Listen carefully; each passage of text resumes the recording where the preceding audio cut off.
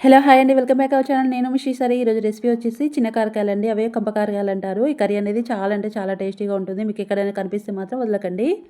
వెంటనే తెచ్చి కర్రీ అనేది చేసుకోండి. ఇక లేట్ చేయకుండా వీడియోలోకి వెళ్ళిపోదాం. ఫస్ట్ కారకాయలన్నిటిని నీట్‌గా కడుక్కొని సన్నగా కట్ చేసుకున్నానండి. ఇక్కడ పెద్ద సైజు ఉల్లిగడ్డను, 2 మీడియం సైజు టమాటాలు తీసుకొని సన్నగా కట్ చేసుకొని పెట్టుకున్నాను. ఫస్ట్ స్టవ్ ఆన్ చేసుకొని ఒక గిన్నె పెట్టుకొని దాంట్లో 4 స్పూన్స్ ఆయిల్ వేసుకొని కొద్దిగా జీలకర్ర, అదేవిధంగా సన్నగా కట్ చేసిన ఉల్లిపాయ ముక్కలు వేసుకొని ఫ్రై చేసుకోవాలండి. కర్రీ అనేది ఎక్కువగా కావాలంటే ఆనియన్ అనేది ఇంకోటి ఎక్స్ట్రా తీసుకోవచ్చండి. 2 టమాటాలు కూడా ఎక్స్ట్రా తీసుకొని కర్రీ అనేది ప్రిపేర్ చేసుకోవచ్చు. టేస్ట్ అనేది అయితే ఏమాత్రం కూడా చేంజ్ అవ్వదు.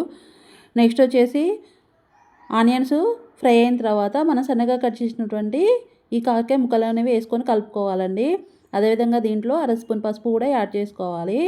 నెక్స్ట్ 2 మినిట్స్ తర్వాత మనం సన్నగా కట్ చేసినటువంటి టమాటా ముక్కలు వేసుకొని కలుపుకోవాలండి. ఈ కాకరకాయ ముక్కలు, టమాటా ముక్కలు అనేవి ఆయిల్‌లో ఫ్రై అయ్యేంత వరకు, కర్రీ అంతా దగ్గర పడేంత వరకు కుక్ చేసుకోవాలి. ఇలా ముక్కలన్నీ ఆయిల్‌లో ఫ్రై అయిన తర్వాత అర స్పూను సాల్టు, అర స్పూను కారం అనేది వేసుకోవాలండి. ఈ అంతటిని ఒకసారి కలుపుకోవాలి కర్రీ అంతటిని. ఇలా 2 మినిట్స్ తర్వాత గరం మసాలా గానీ, ధనియాల పౌడర్ గానీ వేసుకొని స్టవ్ అనేది ఆఫ్ చేసుకోవడం అండి. ఎంతో ఈజీగా కారకాయ కర్రీ అనేది చేదు లేకుండా ఉంటుందండి కర్రీ అనేది. టేస్ట్ అయితే సూపర్ అంటే సూపర్ ఉంటుందండి. మీకు నచ్చినట్లయితే మీరు కూడా ఒకసారి ట్రై చేయండి. ఎలా కుదిరిందో నాకు కామెంట్‌లో తెలియచేయండి.